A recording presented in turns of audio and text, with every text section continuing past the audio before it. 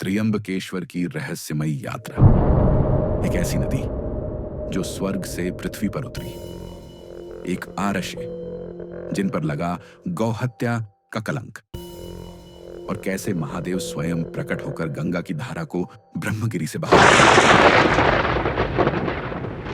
जहां शिवलिंग में ब्रह्मा, विष्णु और महेश तीनों समाये हुए हैं। पर क्या आप जानते हैं क्यों यह शिवलिंग 3 भागों में विभाजित है? क्यों हर 12 साल में यही लगता है अमृत कुंभ? और क्यों आज भी लाखों लोग यहां आकर काल सर्प दोष और पितृदोष की शांति कराते हैं? और कैसे इस एक स्थल को ज्योतिषीय, पौराणिक और मोक्ष मार्ग का संगम माना गया है? चलिए चलते हैं एक ऐसी आध्यात्मिक यात्रा पर जहां पुराण, खगोल, वास्तु और भक्ति सब एक हो जाते हैं। यात्रा है त्र्यंबकेश्वर ज्योतिर्लिंग की।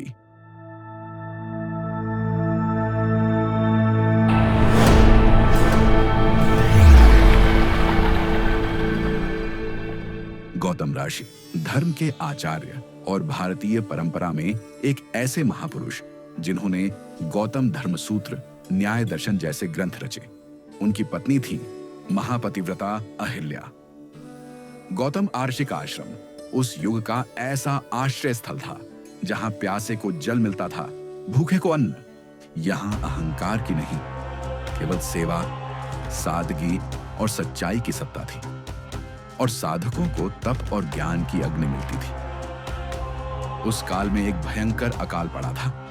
वर्षा रुक चुकी थी, नदियां सूखने लगी थीं, और सह्याद्री की हरियाली बंजर भूभाग में बदल चुकी थी। अन्न उपजना रुक गया, वनस्पति मुरझा गई। तब गौतम ऋषि ने यज्ञ किया। उन्होंने वैदिक विधि से इंद्रदेव का आह्वान किया और अपने तपोबल से उन्हें प्रसन्न किया।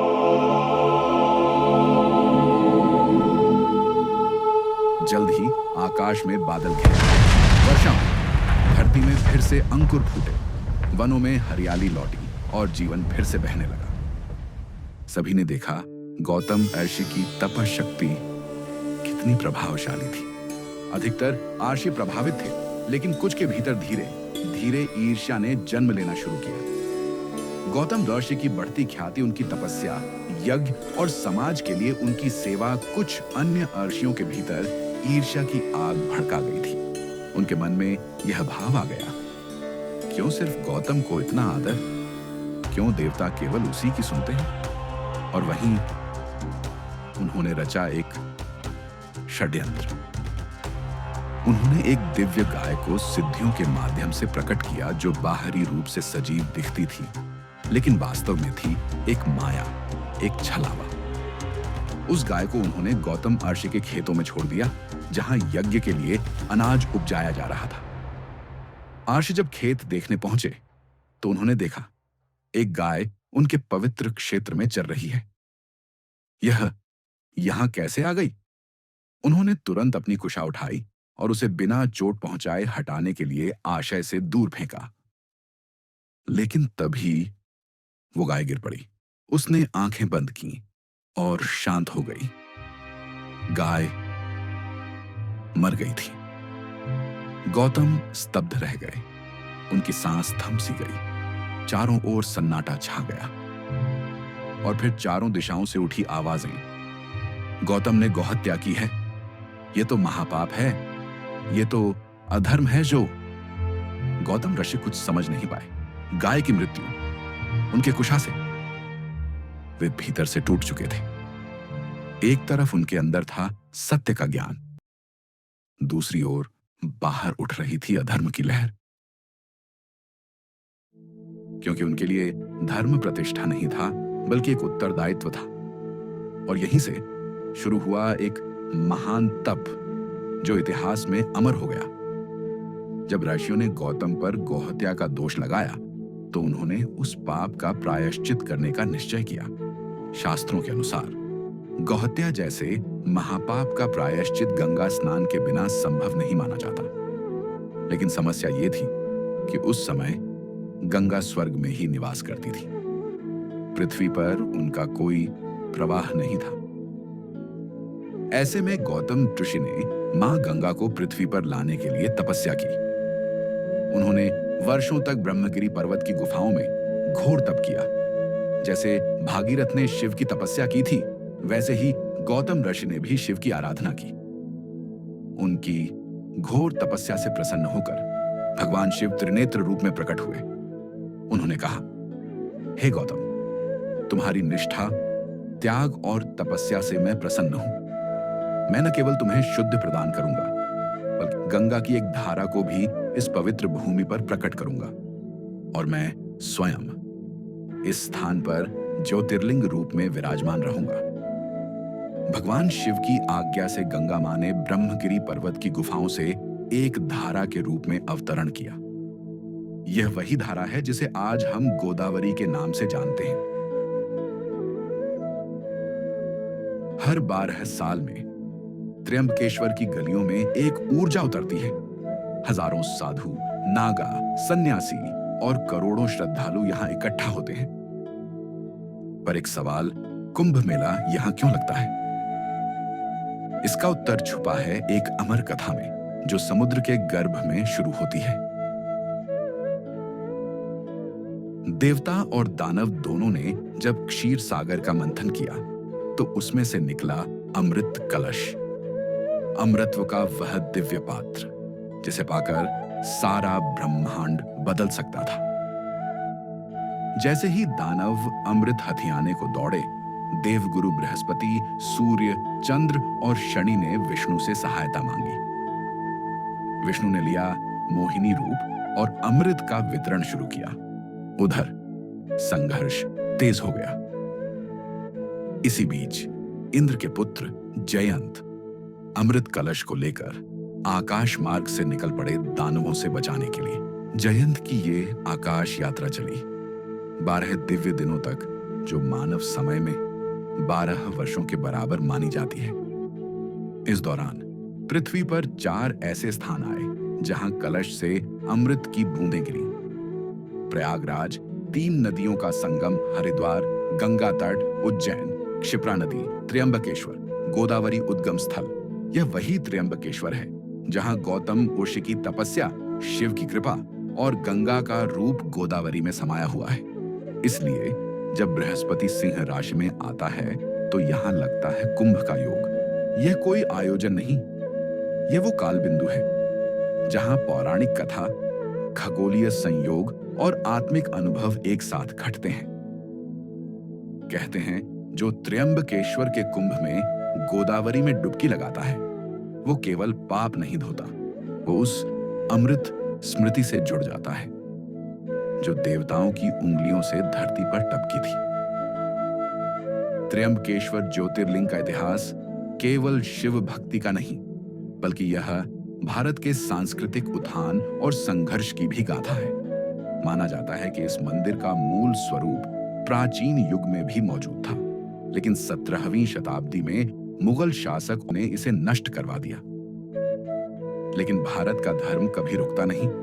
18वीं शताब्दी के मध्य पेशवा नाना साहेब बालाजी बाजीराव ने इस ध्वस्त मंदिर को पुनः निर्माण का संकल्प लिया। वर्ष 57 के आसपास उन्होंने इस मंदिर को नई भव्यता, स्थायित्व और पारंपरिक स्थापत्य विद्या से पुनर्जीवित किया। यह केवल पुनर्निर्माण नहीं था, यह था एक सांस्कृतिक उत्तरदायित्व, जिससे नाना साहेब ने मंदिर को फिर से महाराष्ट्र और भारत की शिवधारा में स्थापित किया। त्र्यंबकेश्वर भारत का एकमात्र शिव मंदिर है जहां विशेष रूप से किया जाता है कालसर्प दोष, नारायण नागबली और पितृ दोष निवारण। ज्योतिष के अनुसार जब कुंडली के सभी ग्रह राहु केतु के बीच आ जाएं, तो काल सर्प योग बनता है। यह योग मानसिक, सामाजिक और आर्थिक रूप से बाधक होता है। यहाँ की विशिष्ट पूजा, गंगा स्नान, रुद्राभिषेक, पिंडदान, नागबलि आदि गौड़, ब्राह्मणों और गुरव समाज द्वारा संपन्न की जाती है। देश भर से हजारों श्रद्धालु इसी कारण यहाँ आते हैं अपनी कुंडली और जीवन की बाधाओं को शुद्ध कराने। मंदिर के गर्भगृह में स्थित यह शिवलिंग अद्वितीय है। यह एक सामान्य गोल शिवलिंग नहीं, बल्कि इसमें 3 छोटे गोलाकार पिंड हैं जिन्हें त्रियंबक कहा जाता है। ये तीनों पिंड दर्शाते हैं ब्रह्मा सृष्टि के रचयिता, शिव संहार और मोक्षदाता। यह त्रियंबक शिवलिंग हमें यह संदेश देता है कि सृष्टि का आरंभ, जीवन का संचालन और अंत तीनों एक ही ऊर्जा में समाहित है। त्र्यंबकेश्वर शिवलिंग की एक और विशेषता है स्वर्ण मुकुट। इस मुकुट को केवल प्रत्येक सोमवार को ही जन सामान्य के दर्शन के लिए निकाला जाता है। इस मुकुट में जड़े हुए हैं हीरे, पन्ने और रत्न जो त्रिदेवों की दिव्यता और आभा का प्रतीक माने जाते हैं। माना जाता है कि इस मुकुट के दर्शन से शनि, राहु और केतु के दोष भी शांत हो जाते हैं। त्र्यंबकेश्वर के गर्भगृह में शिवलिंग सदैव जल में डूबा रहता है। यह जल कोई बाहरी अभिषेक नहीं। पौराणिक मान्यता है कि यह जलधारा उसी गंगा तत्व का प्रवाह है जिसे शिव ने गौतम ऋषि के तप से प्रसन्न होकर इस धरती पर भेजा था। जल का यह निरंतर प्रवाह शिव की शीतलता, शुद्धता और जागृत स्थिति का प्रतीक है। त्र्यंबकेश्वर मंदिर के ठीक पीछे उठता है एक विशाल, शांत और दिव्य पर्वत ब्रह्मगिरी। यह सिर्फ एक पर्वत नहीं, यह वो स्थल है जहां पौराणिक शक्तियां, आर्षियों की तपस्या और जल की आत्मा एक साथ बहती हैं। ब्रह्मगिरी पर्वत को माना जाता है गोदावरी नदी का उद्गम स्थान। कहा जाता है कि यहीं गौतम ऋषि ने शिव की तपस्या की थी और यहीं से गंगा मां ने गौतमी गंगा रूप में बहना शुरू किया। पर्वत के भीतर स्थित है गंगा द्वार, जहां से जल की पहली धार निकलती है।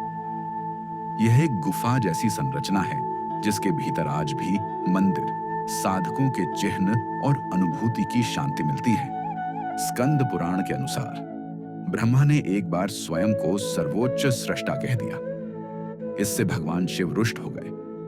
उन्होंने अपने त्रिनेत्र से एक ज्वाला प्रकट की जिसने ब्रह्मा के अहंकार को भस्म कर दिया। यह शाप यहीं ब्रह्मगिरी की भूमि पर हुआ था। इसलिए यह स्थान केवल नदी का उद्गम नहीं, बल्कि अहंकार के विघटन और तपस्या की विजय का भी प्रतीक है। ब्रह्मगिरी के आसपास फैले हैं अनेक तीर्थ स्थल और कुंड, जिनमें हर स्थान की अपनी कथा है। सुदर्शन कुंड, जहां माना जाता है कि भगवान विष्णु ने सुदर्शन चक्र का तप किया था। राम लक्ष्मण तीर्थ, जहां भगवान राम और लक्ष्मण ने वनवास के दौरान कुछ समय बिताया। नरसिंह पर्वत और गुफाएं, जहां नरसिंह भगवान से जुड़ी तांत्रिक साधना होती थी। आज भी कई साधु इन गुफाओं में मौन व्रत और ध्यान करते हैं। इन स्थानों पर जाने के लिए पैदल चढ़ाई करनी होती है और यह यात्रा स्वयं में एक आध्यात्मिक तप मानी जाती है। स्कंद पुराण के किंकर खंड और रुद्र खंड में त्र्यंबकेश्वर को एक ऐसे तीर्थ के रूप में वर्णित किया गया है जहां स्वयं महादेव ने तीनों देवों ब्रह्मा, विष्णु और महेश के प्रतीक स्वरूप त्र्यंबक लिंग रूप में निवास किया। कहा गया है, त्र्यंबकेश्वरम तीर्थम यत्र ब्रह्मा हरिश्चय स्थिता लिंगत्रयम दिव्यम सर्व पापहरम परम। त्र्यंबकेश्वर को नवग्रह पीठ भी कहा जाता है, यानी वो स्थल जहां राहु, केतु, शनि, मंगल जैसे दोषों का शमन किया जाता है। यहां विशेष पूजा होती है। काल सर्प दोष निवारण नारायण नागबली यज्ञ पितृ, दोष शांति, हजारों श्रद्धालु अपने कुंडली के ग्रह दोषों की शांति हेतु यहां वैदिक आचार्यों द्वारा संपन्न विशिष्ट अनुष्ठान कराते हैं। अगर आप त्र्यंबकेश्वर ज्योतिर्लिंग के दर्शन की योजना बना रहे हैं तो इन महत्वपूर्ण बातों को जानना आपके लिए बेहद उपयोगी होगा। त्र्यंबकेश्वर मंदिर महाराष्ट्र के नाशिक जिले में स्थित है। नाशिक शहर से लगभग 28 से 30 किलोमीटर की दूरी पर ब्रह्मगिरी पर्वत की तलहटी में निकटतम रेलवे स्टेशन है नाशिक रोड स्टेशन, जो मंदिर से लगभग 35 किलोमीटर दूर है। स्टेशन से टैक्सी, ऑटो और सरकारी बसें उपलब्ध हैं। सबसे नजदीकी हवाई अड्डा है नाशिक हवाई अड्डा, जो त्र्यंबकेश्वर से लगभग 43 किलोमीटर दूर स्थित है। मंदिर खुलने का समय हर दिन सुबह 5:30 से रात 9 बजे तक। अगर ये कथा आपको प्रेरणादायक लगी हो, तो इस वीडियो को लाइक करें, कमेंट करें और ऐसी ही आध्यात्मिक यात्राओं के लिए चैनल को सब्सक्राइब करें।